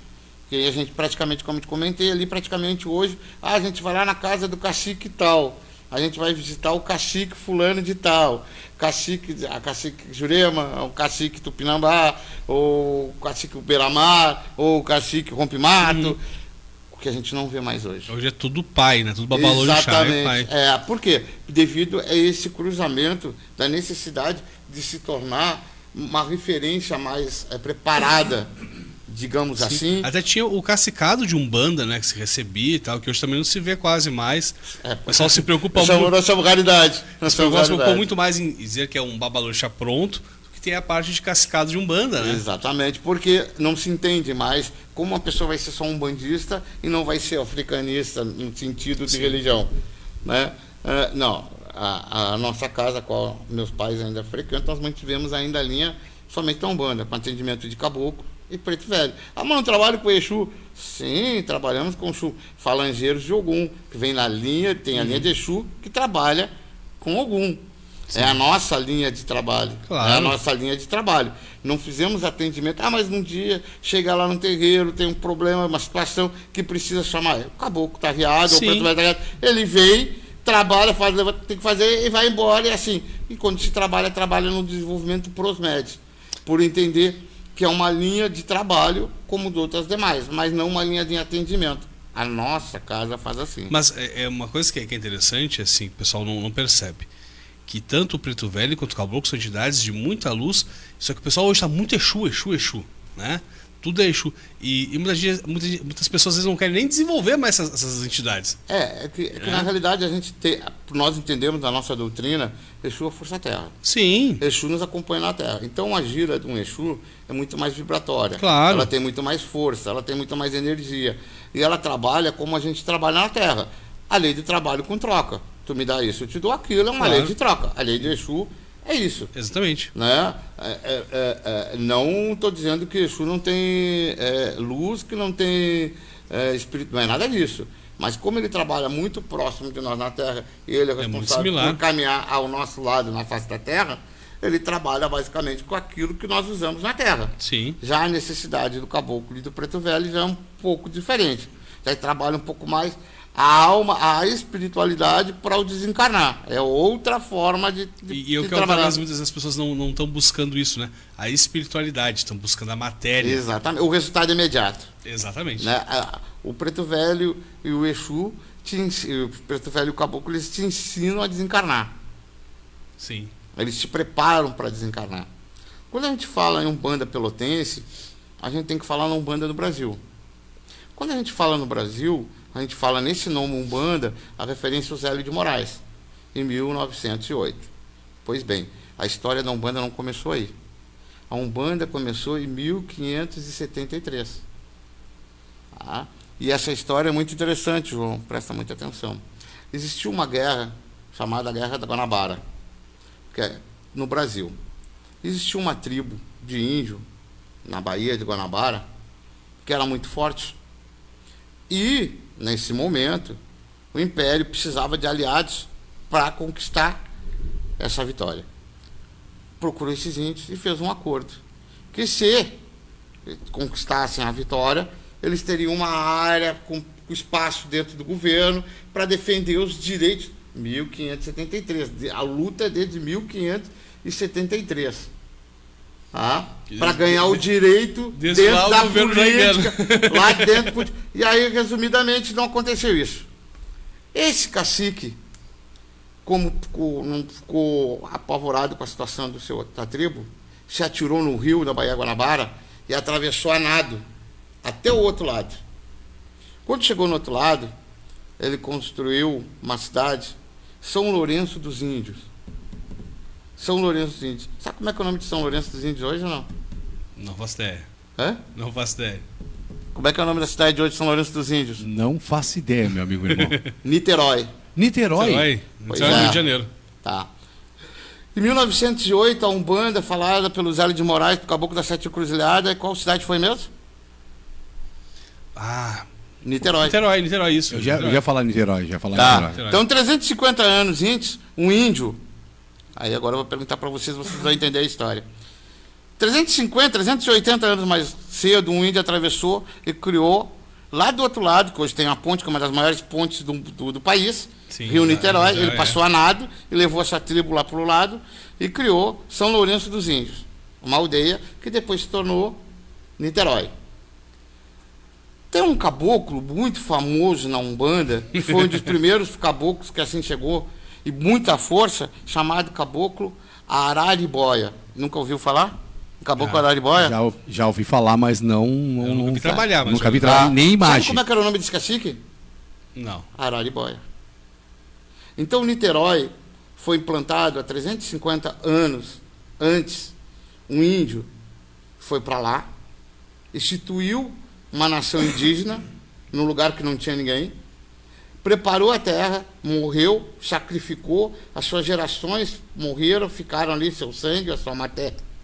Sim. Ficaram naquele plano físico, no plano astral, sobre aquela terra, ficou aqueles vários espíritos indígenas e foi constituindo depois, conforme o Brasil foi crescendo, ganhando tecnologia, essa interação de mistura de raças, essa miscigenação, e se tornou uma cidade próspera que nem hoje é.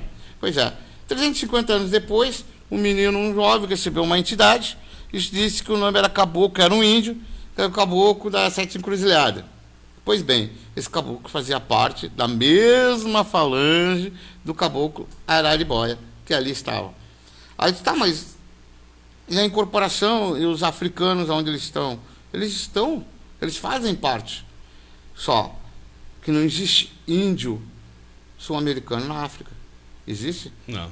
Existe? Não. Agora existe africanos no Brasil, Sim. na América do Sul. Agora não existe índio brasileiro ou sul-americano na África. Não. Pois é. Quando eles vieram para o Brasil, por isso que a gente distorce muito isso. A guerra de dois povos, unidas pelo prol de um crescimento, pela nossa história, por onde nós chegamos hoje. Quando chegou aqui, sobre a nossa terra, existia um plano astral de muitos índios mortos, vários índios mortos. E o que aconteceu? Os pobres dos negros vieram escravizados, chegaram aqui, morreram e somaram aonde? Juntos com os índios. Tudo junto. Branco europeu não. Aqui. Ficou aqui. Branco europeu não vinha aqui, não aceitava ficar aqui. Ele era diferente do índio e do branco. O que aconteceu? Construímos uma atmosfera muito forte de negros e índios. Quando teve em 1888, olha a proximidade, 1888 para 1908, 30 anos, apenas 30 anos, que não é nada. Em 1888, a libertação dos escravos. Em 1908, o surgimento de uma religião brasileira com o nome de índio, Umbanda. O que aconteceu? Tinha a camada junto de dois espíritos. O que aconteceu? Se agregaram, se juntaram e formaram o quê? A Umbanda que nós estamos hoje. Onde nós temos os amados preto velhos, onde nós temos os africanos, e onde temos Exus, temos as crianças, temos o boiadeiro, temos os ciganos, e assim estamos. A junção desses dois povos se tornou uma religião tão forte que ela não é nem negra e ela não é nem branca. Ela é brasileira. Ela tem É uma o mistura braço, de povos. a união dos dois povos. Ela tem um braço muito forte. Os africanos têm. Por quê? A quantidade de índio que tinha aqui era muito menor que a quantidade de negros que foi escravizados para cá. Sim. Então, por isso dessa força. Por isso que hoje tem muita saudação na Umbanda ainda, em língua urubá, em saudações, por causa disso. O orixá africano, o mesmo orixá brasileiro, o mesmo orixá da Umbanda, por que não vai ser? Lá eles não cultuam o orixá da natureza, que a gente não cultua o orixá da natureza. Ou a gente chamaria na Umbanda Deus do Sol, seria Tupã, ou seria Iracema, seria... Não seria assim? E por que não se chama isso? Porque a junção das duas religiões, das dois povos sacrificados, ficou tão forte, tão resistente ao tempo, que hoje ninguém consegue dizimar. Então, se tu pegar de 1908 a 1932 no Rio Grande do Sul, tu tem ali 25 anos de diferença, quase a mesma diferença de lá para cá. Uhum. E aí, tu vai ter em Pelotas, 1950, 45, 49, ali tu vai ter a Umbanda em Pelotas. Então, para te ver porque de um extremo ao outro, praticamente, que era o Rio de Janeiro saindo, e Pelotas bem no sul, o tempo que teve que recorrer esse mundo astral para poder chegar até aqui, para conseguir. E só venho pelo mar, só venho pela Iemanjá, porque era a ligação que tinha com o Rio de Janeiro ao Rio Grande do Sul, ou era por trem, ou era por mar. E a Marinha, que nos deu a Gruta de Iemanjá, também nos trouxe ou era pelo trilho do Ogum, ou pela água da mãe. Não tinha solução, então por isso que nós temos em Pelotas a mãe e o pai Ogum. Eu te contei para ti, e vou contar para o Jorge também, a curiosidade que até hoje as pessoas perderam a essência da coisa. Por que se pula as 7 ondas lá no Natal, no Réveillon? Música, mas não tem nexo. Tem muito nexo, João. Tu vai numa areia, tu chega numa areia, tu sauda, dependendo da linha, tu vai saudar Ogum Beira-Mar. Sim. Dependendo, né? Outra linha tu vai saudar Yansan ali, etc e tal, aí vai. Mas vamos por uma linha da Umbanda, quem é? Tu vai saudar Ogum Beira-Mar. Na areia. Tu vai entrar, tem alguns 7 ondas. 1, 2, 3, 4, 5, 6, 7. Por que são 7 ondas? Porque são 7 portais que tu pula até tu conseguir entrar na defesa que o Ogum fez para Iemanjá, que é seu filho, que é filho dela, fez uma defesa, construiu 7 portões para que pudessem se chegar no reino dela. E aí, quando tu pula a 7ª onda, que é o 7º reino, tu consegue entregar a oferta. Se tu não tem coração puro, tu pulou as 7 ondas, tu não passou nem no primeiro portal. Agora, se tu vai com pensamento justo, com cabeça correta, com pensamento aberto, tu pula, tu entra no reino da mãe, duvida ela não te atender como mãe que ela é. Com certeza. Por isso que a questão política do Brasil está ligada à Umbanda, ao africanismo e à Quimbanda. Falando em Quimbanda, sabia que em Pelotas nós temos só uma associação que tem a Quimbanda no seu nome? Tem só uma, né? O resto tudo não tem. Para vocês verem, a luta da Quimbanda é para poder entrar e para ser reconhecida. Muita gente não entende a necessidade e a importância da Quimbanda. Muitos não entendem. Ela não é inimiga de ninguém. Não, ela não vem para tirar espaço de ninguém e ela não vem para fazer maldade, pelo contrário. Ela vem para igualar forças. Ela vem para igualar forças numa luta que precisa ser forte, porque precisamos de todos. Sim. De todos. E quando todos se derem a mão, aí não tem pra ninguém. Deus para. Ô, Thiago, posso dar um... Claro, Posso? fica à vontade. Toma sua aguinha aí, com calma, que lá vem chumbo grosso. Deixa eu fazer uma pergunta assim, dentro da espiritualidade e tudo mais. Eu quero uma resposta do senhor, ou um pensamento do senhor sobre assim, ó. É uma resposta, seria mais correta a palavra. Nós estamos praticamente aí, né? O carnaval tá aí, né? Tá aí, batendo na porta, né? E vocês estão trocando uma ideia, eu tô aqui no comando dos botões, só observando e controlando para não perder a imagem, né? Não posso perder a imagem, né? E perguntar para o senhor e até para o Thiago também, uma pergunta para os dois, talvez mais para o senhor que é o convidado da noite. Carnaval, Quimbanda, Pelotas. O que o senhor tem para me dizer sobre isso, na sua visão?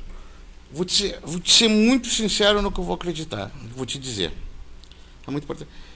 Só no carnaval tem espírito sem luz? É só nesse período que eles estão na Terra? Estão sempre. São 24 horas. 24 horas.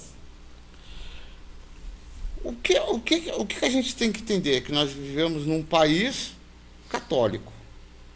Que tudo que tu afrontar a Igreja Católica é pagã.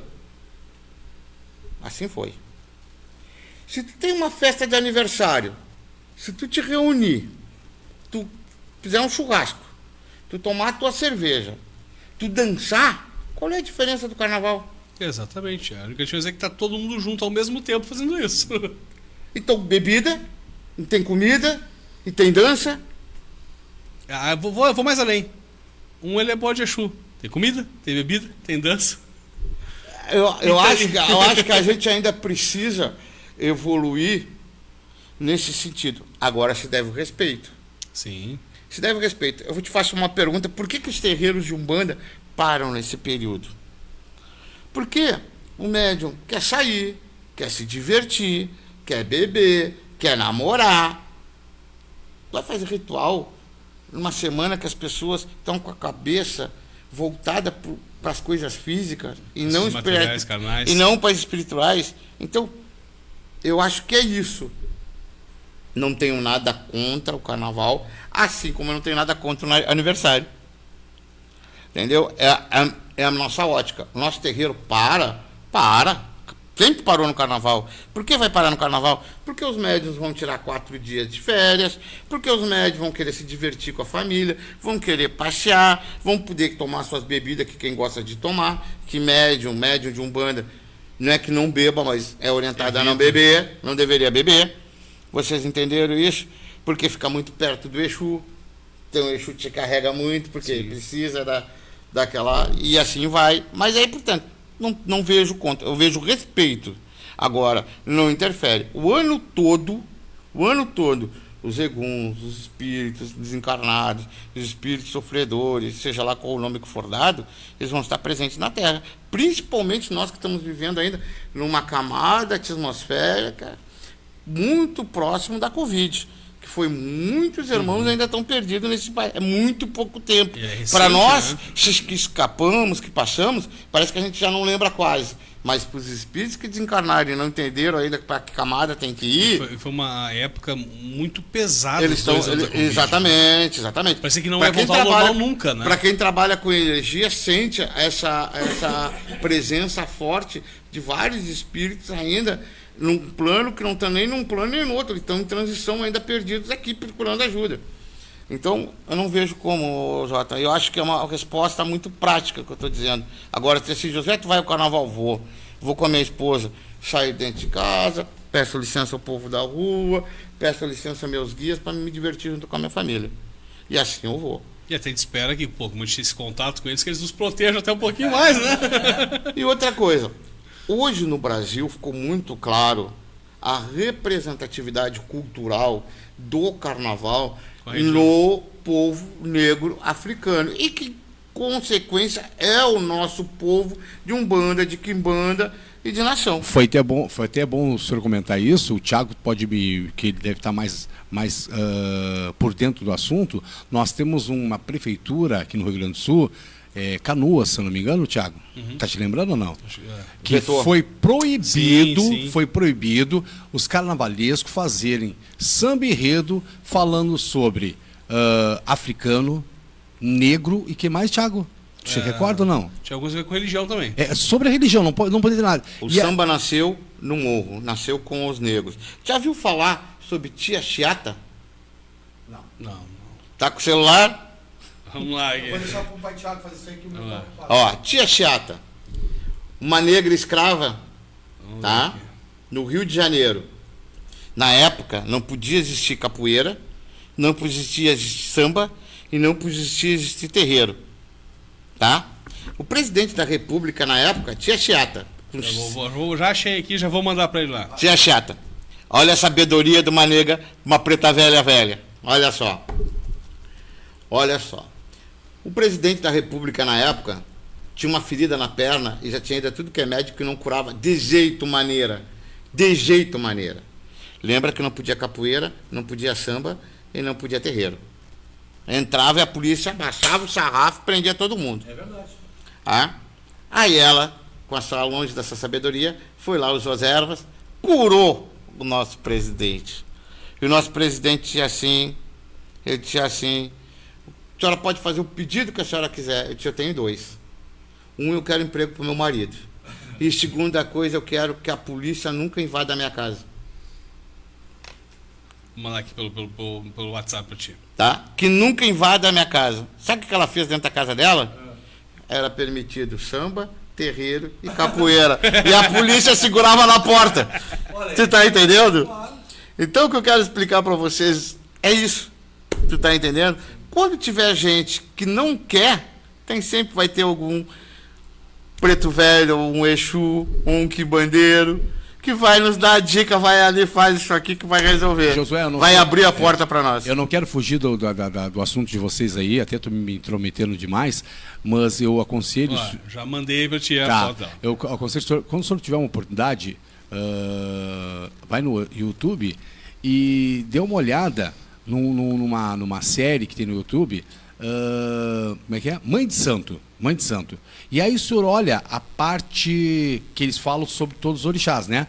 Olhe do Exu. E tá meio parecido com o que o senhor falou, claro, em outra situação, né? Ah. Que o Exu interviu sobre o fechamento de uma casa religiosa lá no Rio de Janeiro. É muito. Tem a história de cada Eles orixá. levaram quase mais ou menos parecido com a história de Axé. Mas só que, claro, o Exu foi e interviu. Lá o inspetor, sei lá, o policial não fazer nada contra essa casa de religião. Então tem todos os orixás. Desculpa ter fugindo um pouquinho do assunto de vocês, Thiago, mas isso é muito bom. Eu só não vou dar o nome ai meu Deus, da televisão que fez isso aí, porque senão eu vou fazer um comercial para ela aqui, mas o nome da série é Mãe de Santo. Já vi, já tive a oportunidade de ver, muito bom, maravilhoso. Muito bom, maravilhoso. Mandou para mim, Thiagão? Mandou para mim? Mandei. Tá. Aquele documentário que é muito bom também, que é... Tem no Globoplay, se não me engano, acho que tem no YouTube, que é o Cavalo de Santo, que fala que sobre a religiosidade da região sul aqui.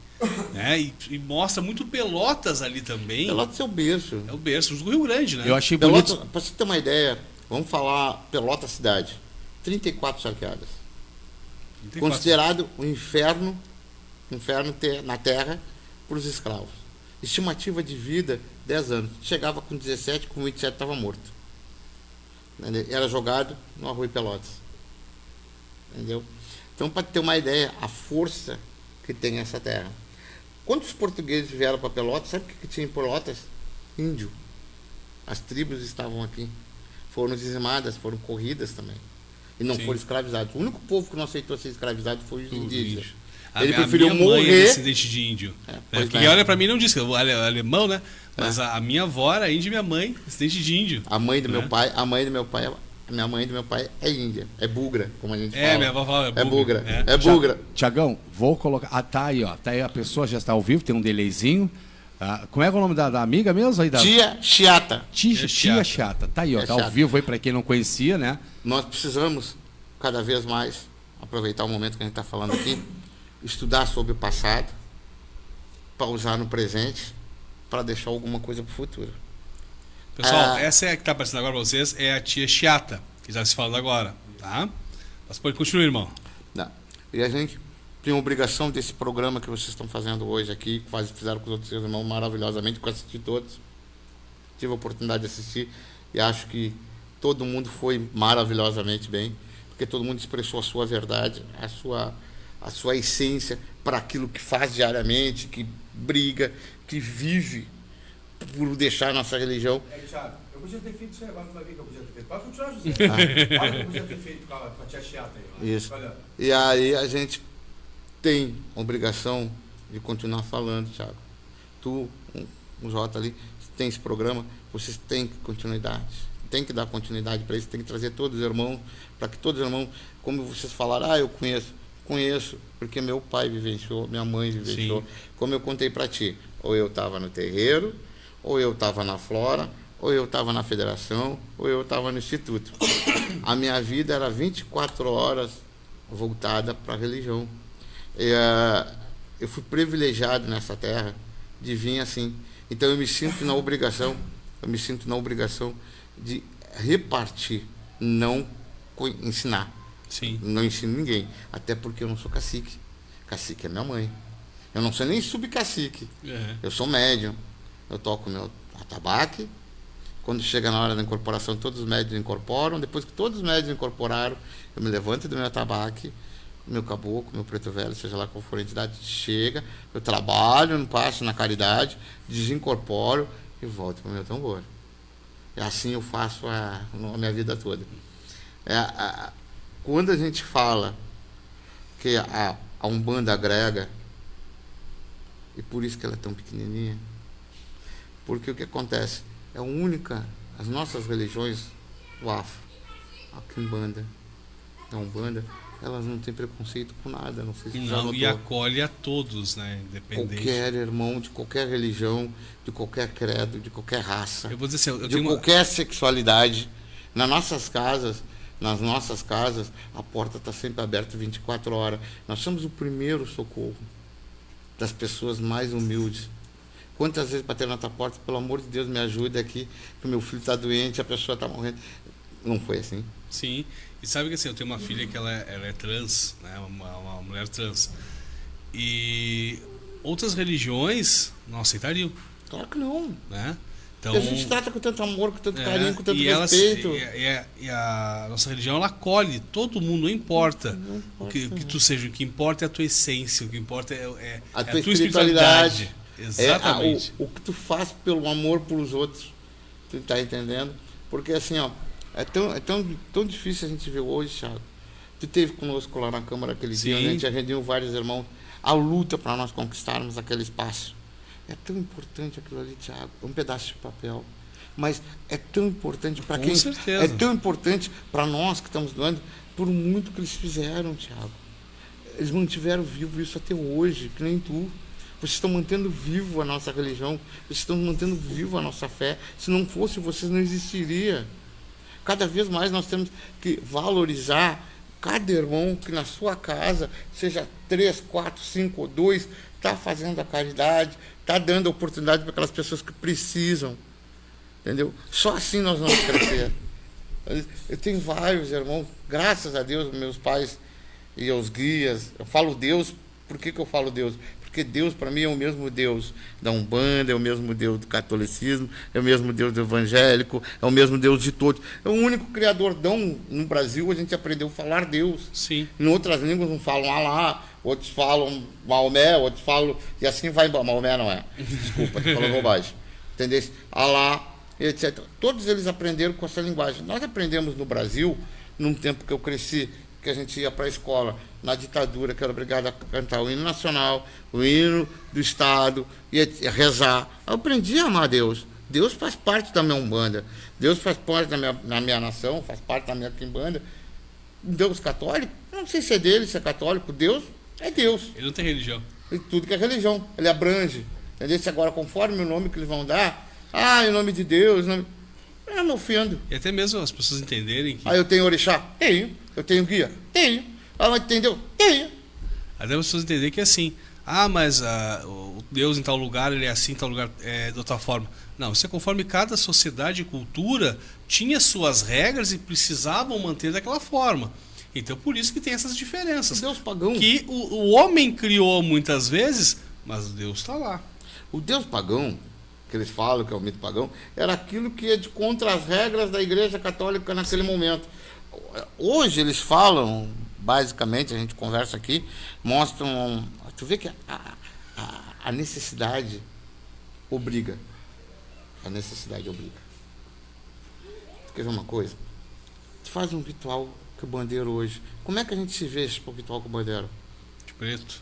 E como é que é o estilo de roupa? É roupa mais escura, né? Mas modelo de roupa? Mas usado, depende da tradição, mas é uma roupa mais... a capa, a cartola, aquela coisa mais... E esse estilo o que é? É o estilo mais europeu, né? E nós estamos aonde? No sul, na América do Sul. Tu entende? Para te ver o quanto está implantado dentro das nossas religiões ainda, que nós usamos na quimbanda o culto europeu, o traje europeu. Ainda nós não conseguimos, o preto é neutro, é uma fonte de energia muito forte, como o branco e o preto se equilibram, se equivalem um no outro. O branco aceita tudo, o preto repele tudo. É uma força que ninguém consegue, né? Uma escuridão sem fim, que tu não te acha, só te acha como? Como é que tu acha na escuridão? Com a luz? E assim, então a única coisa que reflete na escuridão é a luz. Cor de luz? Não sei, mas a luz está lá. Tu entende? Então é isso que eu quero dizer para as pessoas e para nós que estamos conversando aqui. Ainda nós temos na própria quimbanda, que é tão mal vista, que é tão mal entendida, que é tão mal falada, traços ainda do catolicismo europeu, que é o modelo de roupa a ser vestido. Sim. Porque no Oriente Médio não se vestia assim. Não. Né? Mas sabe na África não se veste assim. Eu fiz até um estudo uma vez, e passei para alguns filhos meus, que a gente pega algumas roupas de Exu e a gente consegue traçar um paralelo com os lanceiros negros. Exatamente, muito parecido com os lanceiros negros aqui. A lança, a cartola, e o capucaí, exatamente. O lanceiro negro. Mas quando tu chega nessa linha, tem aquela linha do pessoal que é mais, usa a roupa mais detalhada, que é uma outra linha, mas basicamente tu vai usar o calçado, tu vai usar a calça, uma camisa, ou um vestido, uma saia, uma cartola, ou um chapéu, que remete a ao estilo europeu. Tem, que não que tem nada a ver. A própria Pombagira, a gente pode pegar dois caminhos para seguir. A roupa das cortesãs europeias, toda trabalhada, ou a roupa rasgada e velha da prenda. Exatamente. Ele acha uma transição entre os dois. Os dois. Exatamente. Mas para tu entender que mesmo uma religião Sim. que ainda tem todo esse conceito, ou preconceito, vamos dizer assim, ainda traz traços de um estilo que não tem nada a ver com a religiosidade que é feita à base da quimbanda. Sim. Entendeu? Então, para te ver quanto a gente tem que caminhar. Claro. Quanto a gente tem que ainda transcender essas coisas. A evolução acaba com tudo. Não, para. Não é evolução. Nós saímos daqui, nós temos que tender a chegar aonde nós vamos chegar. Quando nós sairmos daqui e chegarmos aqui, bom, aí daqui para frente a gente já vai começar a mexer menos. Mas daqui para cá tem um grande espaço. Vão ter evoluções, as coisas vão E aí energias, vão mudar. Detalhadamente a gente vai começar a fazer. O João sabe dessa história. Pouco antes da pandemia, a minha mediunidade mudou. Eu comecei do nada a receber pontos. Até o ponto do monumento lá. Antes de eu fazer o monumento, eu já tinha um ponto por algum. E depois eu fui recebendo os pontos. Mas eu recebo ponto caminhando na rua, assim, do nada. Tem que pegar o celular, tem que gravar, porque depois eu não sei. Eu não penso em nada. É um momento só. É aquele momento. Vem aquele flash ali, eu tenho que gravar. E eu muito briguei com isso. Porque o que acontece? Tu fazer ponto, tu teria que ser um músico, tu tinha que ser um instrumentista, tu tinha que ser um cara que fizesse canções, eu nunca fiz isso. Né? E essa minha mediunidade foi chegando de uma forma inesperada, que eu não sei se é duradoura, se ela vai ser passageira, se ela vai ser momentânea. O que eu fiz com isso? Eu transmiti, eu nunca registrei. E nem quero registrar. Eu não tenho nem interesse em ter preferência que tenha plágio. Que mais plágio tiver melhor. Tá? Porque elas não são minhas, e elas são apenas que a gente recebe. Aí tu diz, pô, José, mas aí tu faz ponto, toca tambor, tu incorpora, tu fala sobre religião, tu faz isso. Pois é, mas eu sou o Josué. Josué que tu vai ver passeando com a minha esposa, tu vai ver o Josué no Pelotas, que eu trabalho no Pelotas. Sim. Tu vai ver o Josué com a minha roupinha branca no terreiro, tu vai ver o Josué no super, tu vai ver o Josué no carnaval, tu vai ver o Josué... Mesmo Josué, eu nunca deixei que a religião me tirasse alguma coisa. E nunca deixei que ninguém me tirasse a minha religião também. Pois bem, a minha religião está em primeiro lugar junto à minha família. Depois vem as minhas outras coisas. Hoje, uma quinta-feira, um calorão, um dia maravilhoso para estar em casa com a família. Eu estava ansioso para estar junto com os irmãos para falar um pouco dessa história. Acredito. Porque dos programas que tiveram até hoje, né? E isso não é mérito para ninguém, mas eu pessoalmente eu estou gostando bastante pela questão toda histórica, que eu gosto muito disso. Para mim tem sido enriquecedor. Né? Se me der um livro, aqui tem essa tal coisa, eu vou devorar o livro, vou sentar, vou ler todo, vou ir atrás de mais informação. Eu adoro isso. E eu acho que todo irmão também tinha que ter um pouco disso, porque muitas vezes a história se perde por a gente não ir atrás, não buscar saber mais informação, não querer saber. Ou só ouvir falar e deixo ali. A gente tem que ter essa parte cultural mais forte também. Porque ela vai te dar elementos para te poder caminhar. Exatamente. Se tu sabe quem é a tia chata, a mãe chega uma preta velha no teu terreiro lá e diz, sou a tia chata, mas nem sei quem nunca ouviu falar tia chata. Pô, uma preta velha que fez algo fantástico pela nossa religião no momento que ninguém mais tinha. E assim vai chegar um lanceiro negro. Por que não pode chegar um lanceiro negro? Sim. Tem que chegar só um lanceiro de algum. Mas é uma coisa que eu comentei assim, até na Quimbanda tem muito, e eu fiz um vídeo uma época sobre isso, que é muito rei, general e rainha chegando para pouco Exu de verdade. Que tem não, meu Exu era um rei e tal, mas às vezes aquele período histórico que o cara tá falando nem existiu. Aquele, né, tal local que a pessoa fala, porque o ego já entra ali e a gente perdeu de dizer, às vezes foi um lanceiro negro, às vezes foi, sei lá, um cara que era sapateiro, mas ele teve toda uma história por trás, mas todo mundo quer ser rei e rainha. Você tocou num assunto que eu tava tentando pular, mas vem a tona, vou ter que andar. Eu tenho uma falta de... Como é que eu vou pedir? Não é uma falta, é compreensão. Eu não tenho. Uhum. Fala-se, sou pombagira. Ponto. Pombagira todos nós conhecemos, né? Toda pombagira é espanhola? Não. Não, mas todas falam espanhol. Ah, e usa a roupa europeia. E o leque e aquela coisa toda. Tu entende? Sim, Eu acho que se criou uma mística. Não estou falando da espiritualidade. sim, sim. Talvez seja a passagem delas mais forte no período da Terra. Sim. Eu não estou questionando Sim, momento sim, não, nenhum. sim. Não Não, estou ele- questionando. é- Pelo contrário. A gente está Eu divagando tô- sobre o assunto só aqui. Hã? A gente está divagando sobre o assunto, tá conversando. Eu tô entendendo como funciona esse momento que nós estamos vivendo dentro da religião. A maioria das nossas pombagiras que nós temos nesse momento fala espanhol. Ou um portunhol. Concordam comigo? Sim, sim. Concordam comigo? Pois bem. Será que é essa falange, é esse movimento que nós estamos tendo sobre a nossa religião nesse momento? Porque eu penso assim, a Espanha é um país tão pequeno, comparado ao Brasil. É um Sim. paizinho.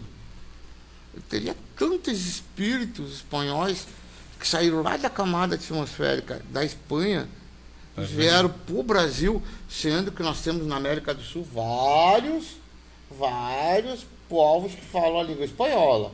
Mas Sim. na América do Sul. Nós não temos. Nós somos o único que não fala espanhol na América do Sul. Exatamente, não quer dizer que esses espíritos não estejam migrando para cá e não estejam usando a oportunidade que a nossa religião dá Sim. de se comunicar via espanhol. Mas, ponto. Outra questão, cigano. Cigano espanhol, não é todo que toca castanhola, não é todo que dança com pandeiro, Sim. não é todo. O povo cigano, ele é muito do leste europeu, do deserto, da África, ali da Ásia, e Da Índia também. muito pouco da Europa. Eles vieram na Europa, vieram no Brasil, a gente tem, mas a essência deles é muito lá. E uma das línguas que menos se fala é o espanhol. Sim. Entendeu? Então, Eles falam o romani, né? romaninho.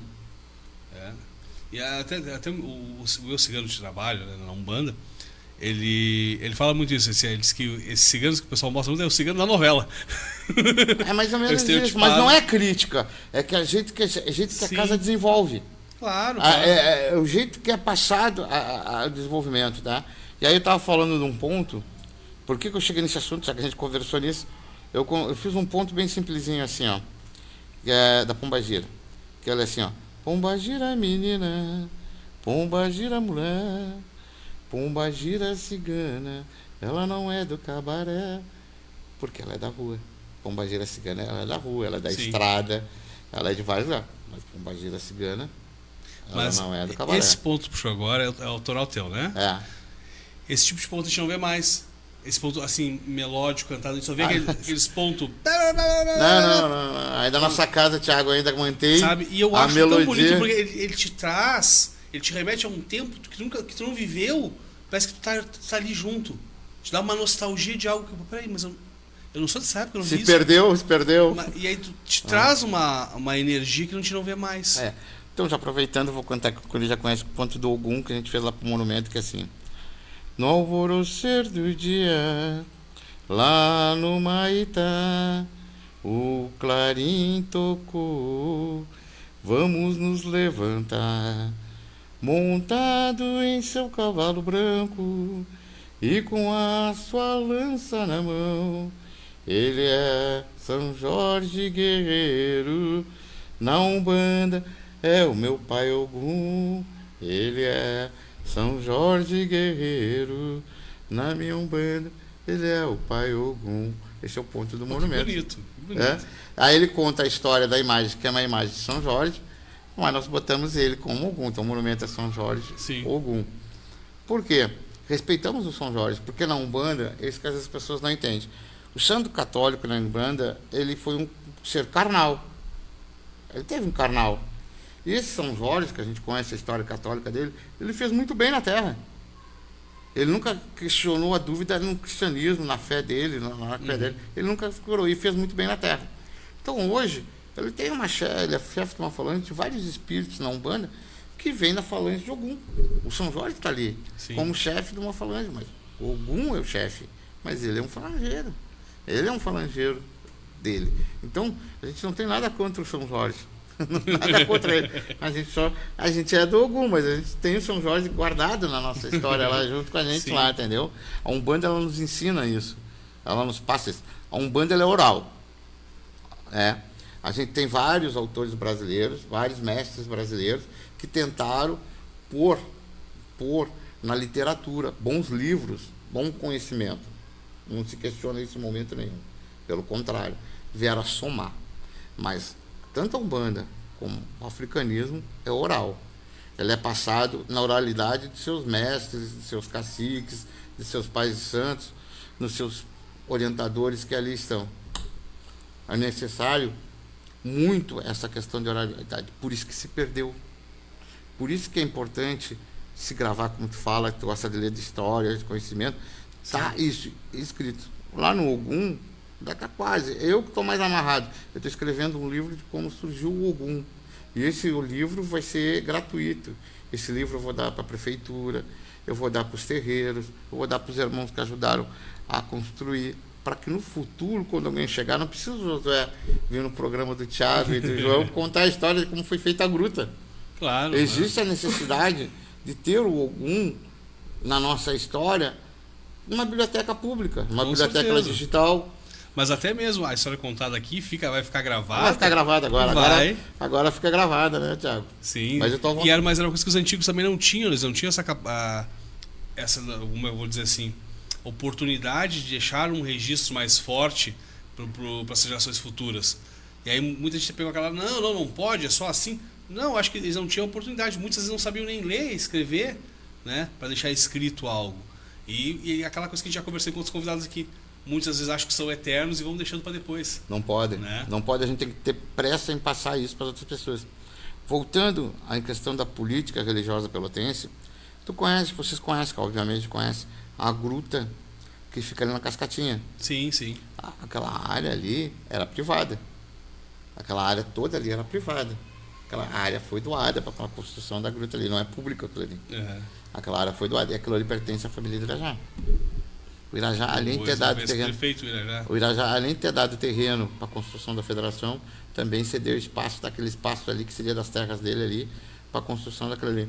E aí tu pergunta para o Irajá qual é a religião dele, ele vai te dizer que ele é católico. Então, é aquilo que a gente fala, não importa de onde tu vem, não importa que tu tenha um coração e a mente aberta em ajudar, em colaborar, em somar. O que as nossas religiões fazem diariamente, em todos os lugares. Quantas vezes, infinitas vezes, tu vai atender pessoas que não têm condições, com certeza, de te dar uma vela. Então, pessoal, a gente está chegando aqui no finalzinho do programa já. Batemos aí as 22 horas e 2 minutos.